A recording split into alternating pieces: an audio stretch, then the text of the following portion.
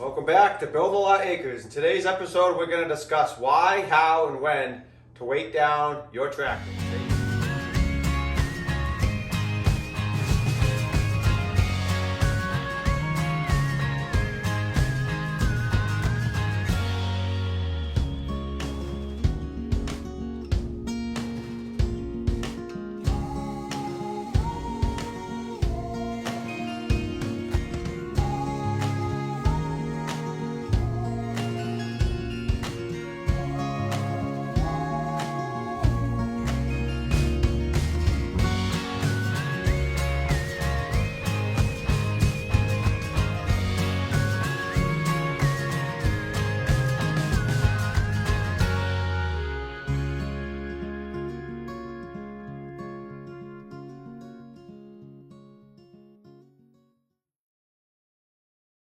So the first thing we're going to talk about is why you would want weight on your tractor. So let's discuss that now. So we're going to do a beautiful image here of a tractor. Absolutely perfect. Now this could be a garden tractor. This could be a full-size tractor. It really doesn't matter. So we have our tractor. Tractor's main purpose is going to be to do work, whether it be to pull things, push things, lift things. You're going to want a lot of traction. So the traction, the weight needs to help push the tires into the ground, to help dig into the dirt or into the soil. Traction is one of the most important things you're going to get out of your weight. Another reason you might want weight in your tractor is if you're working on a side hill, Slope, yes. or a slope, and you have your tractor. Sorry, it's not a very good image, but here's your tires and your main tractor, So you're going to want weight on the upper side of that tractor to prevent you from tipping down on the hill. So weighting your tractor is going to give you a lot more stability on working on hills. So the last benefit we're going to talk about with weighting a tractor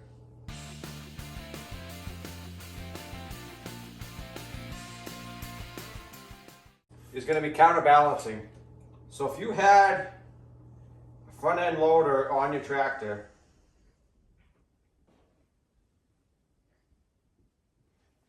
as you pick that load up, you're going to be applying a lot of force to your front end, and your back end is going to want to go up in the air and it's going to get light. So by adding weight into the back portion of the tractor, it's going to counterbalance that weight in the front of the bucket. So we're going to talk about that too. So there's three basic weight types we're going to talk about. We're going to talk about liquid ballast. We're going to talk about wheel weights. And we're going to talk about counterweights. And all three of these are very important for some the same, but some very different reasons. Now, as I said, this can be for a small little tractor. This can be for a large tractor. It doesn't really matter. The same principles are going to apply to all the different types. So the first type, liquid ballast, essentially means you're going to put something inside of your tire to help it push down into the ground. Now, there's a few different types of liquid you could use. You could use windshield washer fluid. You could use something like rim guard, which is beet juice. I've seen people use RV antifreeze. They used to use calcium chloride a lot. So some of those are going to be toxic and will require you to put tubes in your tires. They may rust out your rims. They may be bad for the environment if they spring a leak. So the most common nowadays that I see in bigger tractors is going to be the rim guard. The main advantages to that is it's heavier. It's about 11 pounds per gallon versus 7 or 8 pounds for windshield washer fluid. And it's better for the environment if it does leak. That is what he currently has in his Coyote. So the negatives are going to be that you have to buy it at a dealer. You can't just go and buy it yourself and pump it into your tires. So it can be expensive. But as far as liquid ballast goes, it's probably going to be your best option if money aside. Windshield washer fluid is something that you could easily do yourself. You could pump it into your tires through the valve stem. You could crack the tire and pour it into between the rim and the tire. I personally like to use a 5-gallon pail and a submersible pump. You take out the valve stem core, let the air out of the tire, and then you can pump in the liquid and put the air back in the tire. The advantages to the windshield washer fluid is going to be cheaper. You can buy it for $1 to $2 per gallon, and it's easily done by yourself. The disadvantages are it's not going to be as heavy as something like a rim guard. Yes, I think that in terms of the price, that windshield washer fluid is probably going to be your best bet. Liquid ballast in general is good because it sloshes around inside the tires. Typically you're going to fill to about 3/4 mark. So you're going to leave the top quarter or so of the tire with nothing in it, so there's room for expansion. So the benefits are, as the tire spins, it's not creating any extra torque or pressure on the rear axle. Some of the other weights we're going to talk about do negatively affect your axle. So the second type of weight that we are discussing is wheel weights. Now, you're going to have bolts in your tires. Typically, you'll have a few square holes, especially in garden tractors, that you can apply a weight to. Sometimes you can put one, sometimes you can stack them depending on the type and style of weight. So this is a nice option because it's easily removable. With the liquid ballast, you're really stuck with that weight there. So if you want to use it for something like plowing snow, which requires some extra traction, and then a few months later you need to mow grass, but you don't want to create ruts in your grass, you're kind of stuck with the weight still in the tire, whereas the wheel weights are easily removable. And it's also easier to adjust. You could add more or less to alter the weight. The liquid ballast is going to be one fixed weight. Yes, on a lot of my dad's garden tractors, wheel weights are the preferred method of weight versus on my dad's bigger tractors, counterweights and the liquid ballast are a lot more popular. So I would say the wheel weight's going to be a little more money than liquid ballast, especially if you get steel weights or cast iron weights. If you get concrete weights, which are typically going to have plastic coating on the outside, they're going to be a little cheaper, but I prefer the steel or cast iron weights. They're a lot more heavy duty. They don't take up as much room, so you can stack more and get more weight. And I think they just visually look better than the concrete weights. Yes. I've used both styles.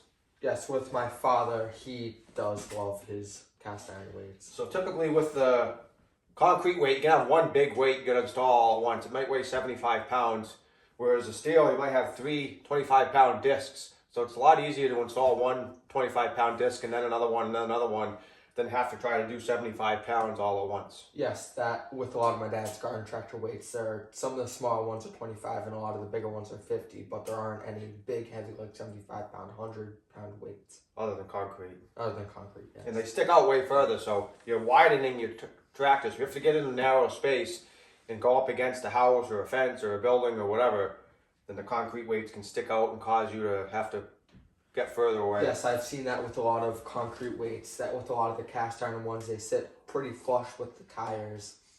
But with a lot of the concrete weights, they sit flush with the tire, and then after that, they like mushroom cap out. Like a good. So we're gonna go out in the barn in a little bit and show you some examples of different types of weights. Yes. So some of the big advantages, like I said, they're easily removable, they look nicer, they are a little more expensive, but these are going to cause a little more stress or tension on your axle. Whereas the liquid can move around if you stop or start. These steel weights are going to act like a extension of your axle, so they're bolted firmly to your rim. So when you stop or start, all the extra weight is going to cause a little more torque on your axle, so it can be a little more risky. With that said, most tractors are designed with heavy duty rear ends, so adding a few pounds of wheel weights isn't going to cause significant damage or any damage. Yes, and every lawn tractor that I've seen that wouldn't really be acceptable to bolt these kind of weights onto, they have pin-on axles, and so it wouldn't, or pin-on tires, and so you couldn't even mount wheel weights to them. This is it. Now we're going to go up to the old 220. So the last type of weight we're going to talk about is a counterweight. Typically, you'll either have a fixed hitch and you'll put some kind of a weight box, or maybe hang a weight, or you might have a 3-point hitch with arms and you attach the weight to there. Also, you can do a fixed weight box on the front. So the advantages to the counterweight is it's going to help offset a loader the best. So if you have some loader arms, yes, the further back the weight is. think of the tractor like a big seesaw. You're pushing your weight way out in front of the tractor, so you're causing a lot of tension on the front axle. So as you push this weight further back, you're getting further back in that seesaw and you're counterbalancing the weight. So when you have just liquid ballast or wheel weights, you're really not offsetting the loader as much as you should be. And the other benefit is it's easier to add a lot of weight this way than to add it just in the tires. You're going to be limited by how much weight you can physically fit into your tire or onto the rim and not stick way out. A counterweight is really endless. It's going to depend on how much the 3-point hitch can pick up or what the static load is that your axle or rear end can handle. Yeah, so what my dad does in his Coyote is he has liquid ballast, some rim guard in the tires, and then he has a big counterweight filled with concrete in the back to give it even more weight because it has a loader on it. Now, some of the negatives to this, you are going to have to make the weight or buy the weight. You can buy a weight box, you can make a weight box. There's a number of ways to do it. So it is probably going to be the most expensive way, and it's also going to take up more room. So if you want to fit into a certain area lengthwise or park it into a garage, it's going to make your machine physically longer. So it's going to take up more space. Hello friends, meet me back in the Build a Lot Acres garden tractor shed. which is my favorite spot to be. As you can see, we have some Case OEM D10 wheel weights.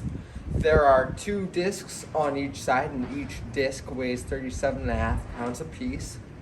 So they're pretty heavy. And the nice thing about the case weights in particular is, as you can see, they have holes in them to get to the tire lugs without taking the weights off.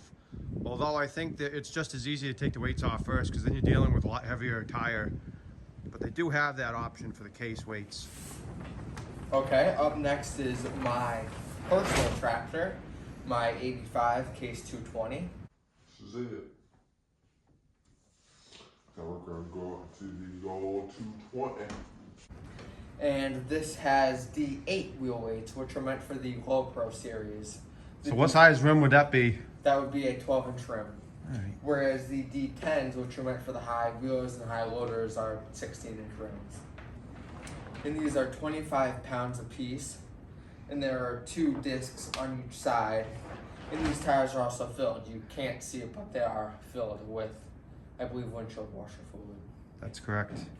I believe those 23 by 8.5 tires hold maybe like 6 or 7 gallons of washer fluid apiece. If you have questions as to how many gallons your tire would hold, you can look it up. Look up the rim guard flotation chart. It'll tell you how much gallons a certain size tire will hold. But for most garden tractors that are 23-inch tall, either 10.5, 8.5-inch wide, you're talking anywhere from 6 to 8 gallons per tire. Okay, so up next we have the weights on the Massey and then the tractor I'm currently on, the Sears.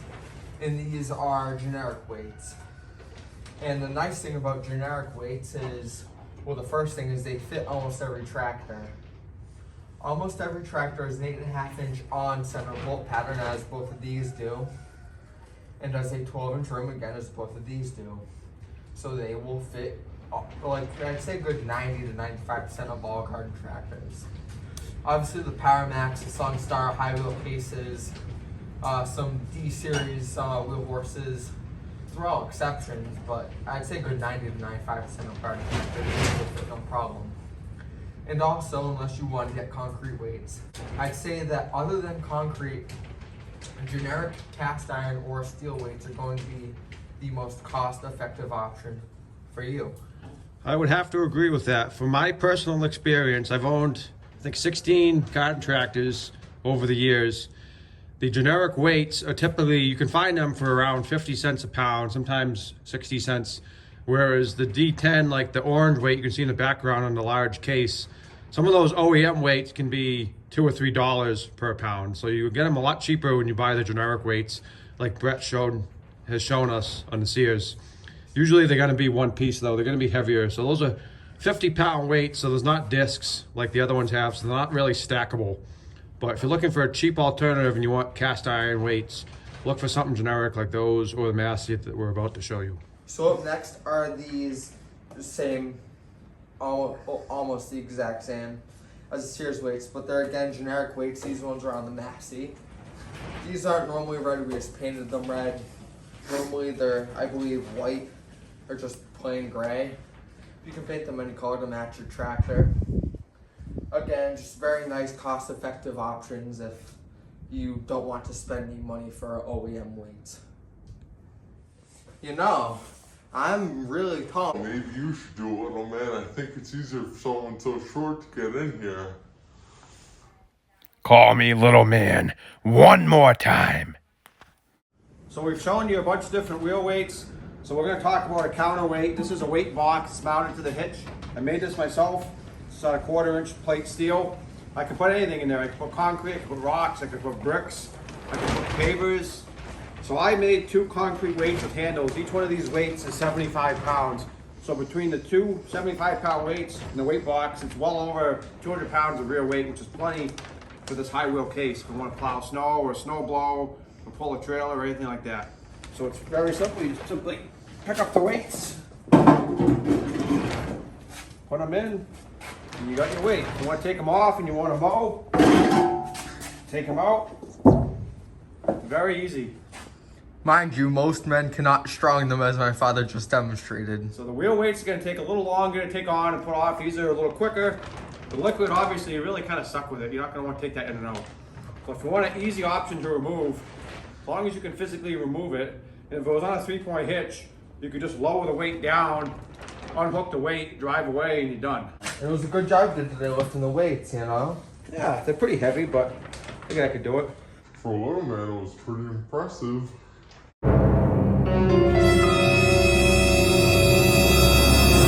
Oh, hello. What are you doing down there, son? Come on up. Let a little man help you. And so this rear weight is a 3-point mounted counterweight with, as you can see, some wheel weights mounted to the counterweight for extra weight. And the nice thing about this is because the Coyote, which it's on, has a bucket, it's nice that the weight sits as far back as possible. While tire weights and ballast and all that are nice, it's going to be a real help having it that extra 2-3 feet back. This started off as a Titan weight box. I painted it orange to match the Coyote. As Brett said, I mounted the steel discs. I actually used to have those on the 448s, and then I got some OEM weights, so I used some of them for this. I got those at a salvage yard for pretty cheap, like 40 cents a pound. They had like at least a dozen of them I bought all at once. I think each disc is around 45 to 47 pounds. So they're actually heavier than the D10 OEM weights. But the other thing I like about this weight box is it has some built-in tool holders. You can see the pipes. There was Yes. 2 and I added 2 more. I poured the concrete with a, why don't you show them the handle? Well, the handle on the top. You can see that now too. There's a So there's a little nice storage bin. So I like this because there's a nice compartment. I actually have some extra steel in there for extra weight. And I actually keep chains, gloves, winter hats, that kind of stuff in there. So if I'm plowing snow, I don't have to go all the way back to the barn to grab some stuff. And it has a hitch, a receiver hitch, so you can put stuff in there. If I wanted to tow the splitter or something or trailer, I don't have to take the weight box off. Yes. And then this handle is how you would move it if it was unattached to the tractor. Right, because this weight box is probably 800-900 pounds with the concrete in it. Yeah, It's you're not not something picking you're it going to be able to move around other than with a machine. Yes. Well, friends, and that completes it for our weight video and what weights you should use and what kind of weights are best for you. So please subscribe and join us on our next video.